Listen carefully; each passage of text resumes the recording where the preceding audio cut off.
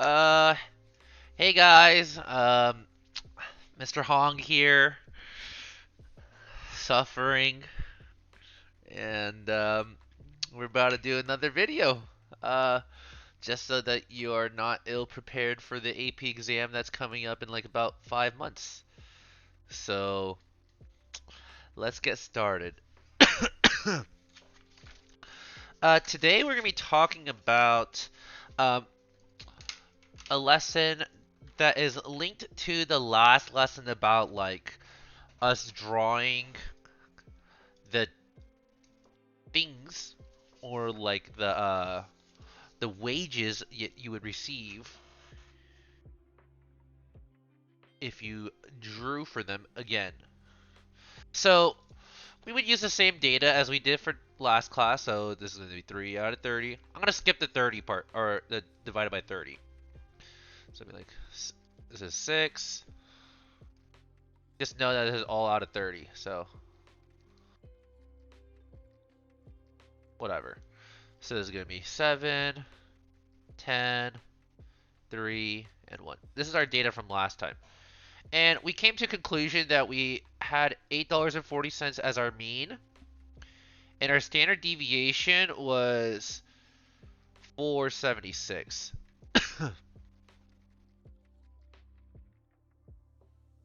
And remember, this is a standard deviation.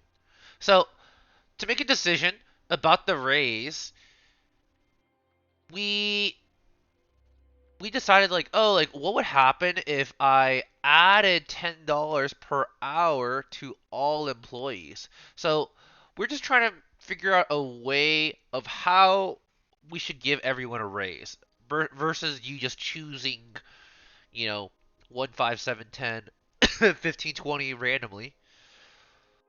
To make it a little fair, we're trying to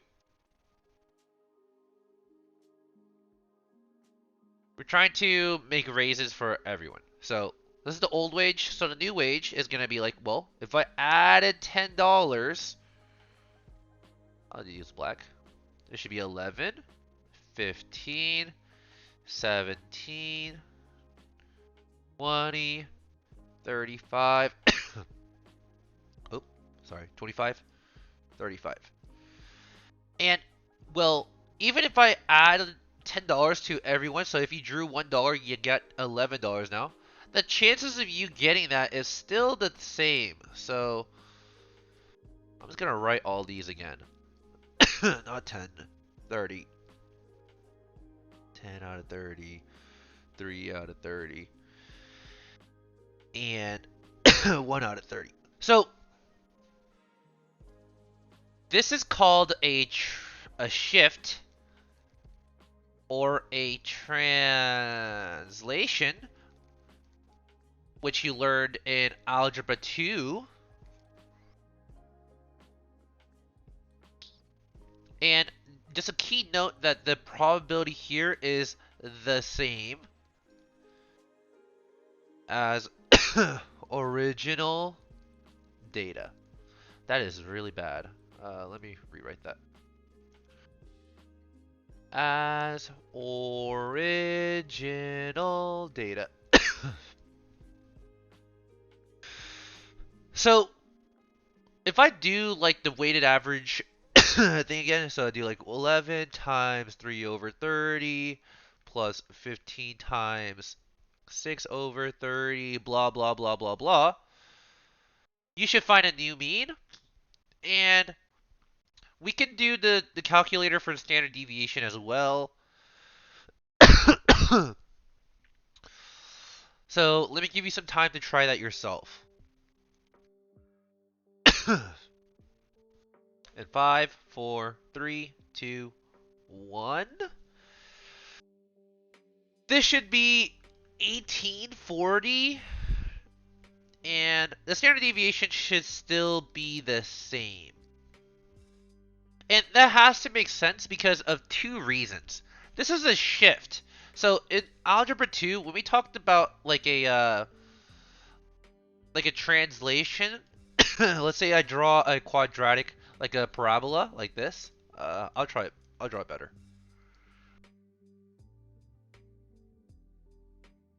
a translation really just meant moving it like one direction, either left, right, up, or down. Nothing changed. Like the focus of this is the same focus of that. And the direct, like, which is, if you didn't remember, the focus is like right here. The directrix would still be the same. Like, the slope of a quadratic would be the same, or the rate of change would be the same. So the only thing that changed was the position of it. So the mean, yes, it changed, but it changed with a flat number. So this is the mu, or old mean, plus $10 because we just added $10. So just because I drew my graph like this, or if my if my distribution is like this, and I move this from 840 to become 1840, all I did was add 10. So pretty simple.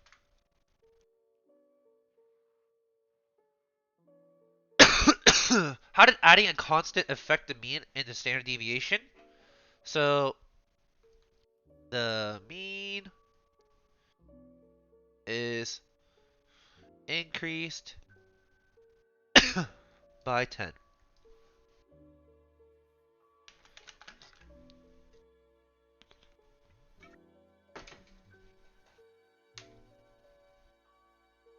The standard deviation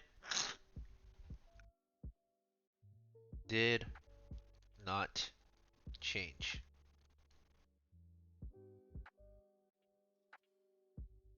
So what would happen if we double the wages instead?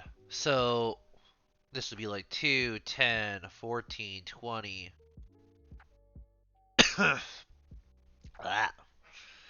30, 50. So I would like for you to try these out yourself. And I wish I had my calculator emulator with me, but I'm on my computer, so I don't have it. Of course, the probability is still going to be the same. So 3 out of 30, 6 out of 30, 7 out of 30, blah, blah, blah.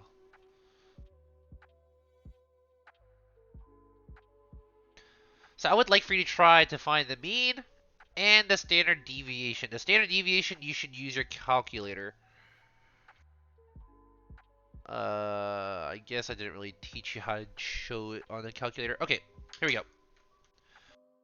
I'll tell you verbally what to do. So if you go stat edit, so you get to this bar or like this chart right here, line 1 should be your possible x values, and then line 2 should be your probability. So, like for example, for number like for part B, it'd be like 2, 10, 14, 20, 30, 50 for line 1.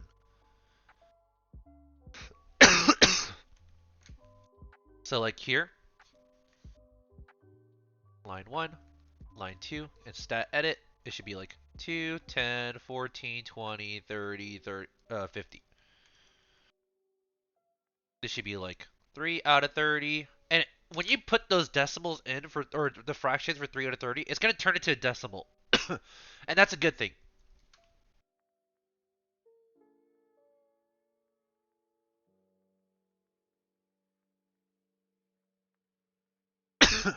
So I'm just putting this in. Stat. So after you do your line 1, line 2. Man, I'm coughing a lot. Um, you should go back to stat, calc,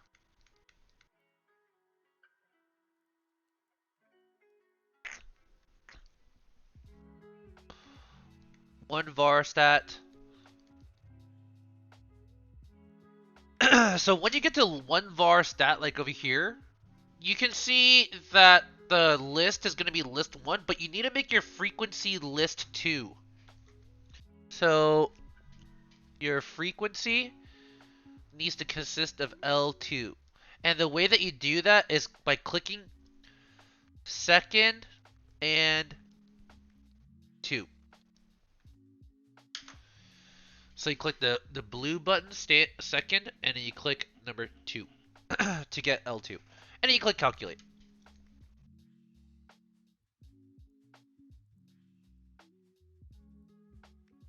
And I got this here, right? And you see that the like this one, yeah, this right here.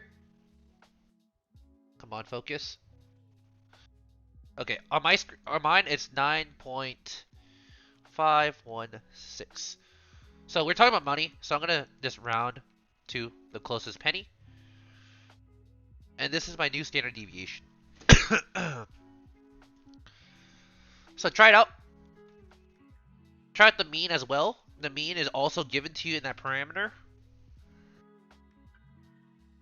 which is 16.8, and that's because it's the mu. Or sorry, this is mean, which is the same as mu, which is the same as average. Good. So, what is the relationship between 16.8 and our original mean, which was, where's my cursor?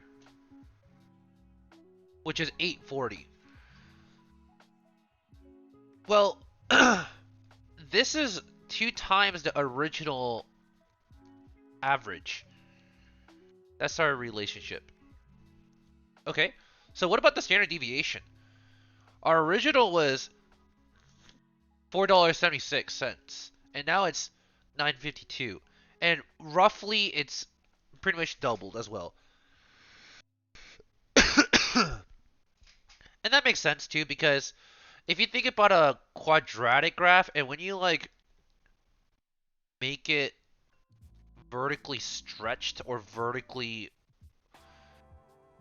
compressed, you can see that, well, both sides of the quadratic is getting bigger or smaller or change. Both sides are, not just one side. So it makes sense that both sides of my normal distribution, or even like the uniform would get bigger if you doubled the wages, the original data. Because if this is my mean, my biggest is 2 right here, or my smallest is 2 right here, and my biggest is 50. Well, this widened by a lot because it widened both on the positive side and the negative side.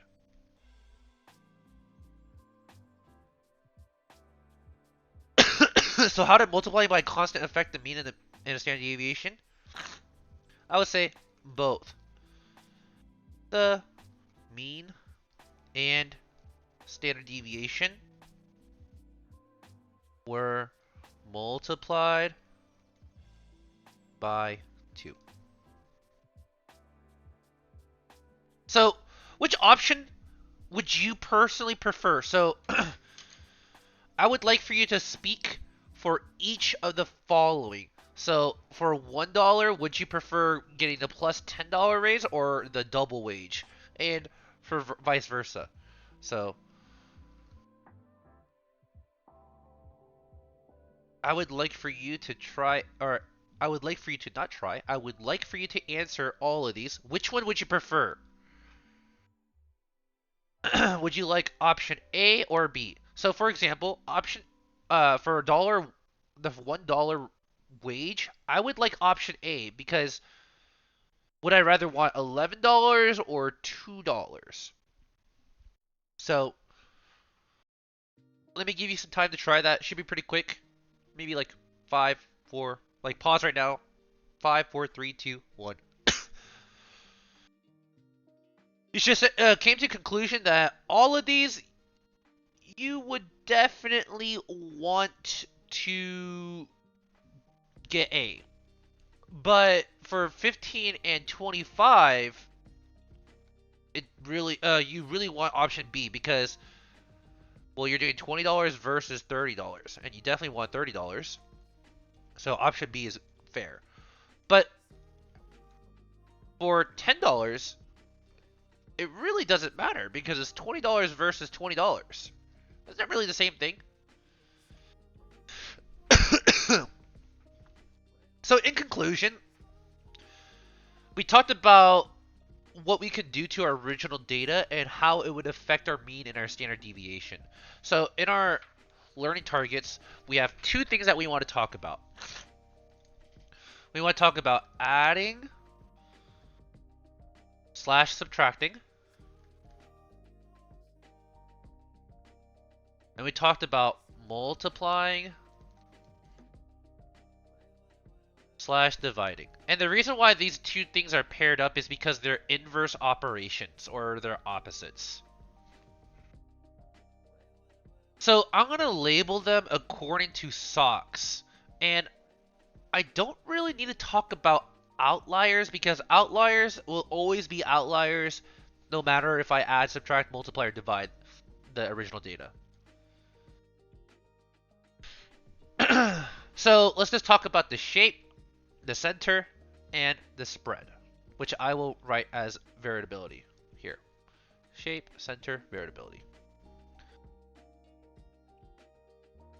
I'll write this as the V. Oh wait, not that. This as the V. Okay, fine. I'll make this variability. Variability.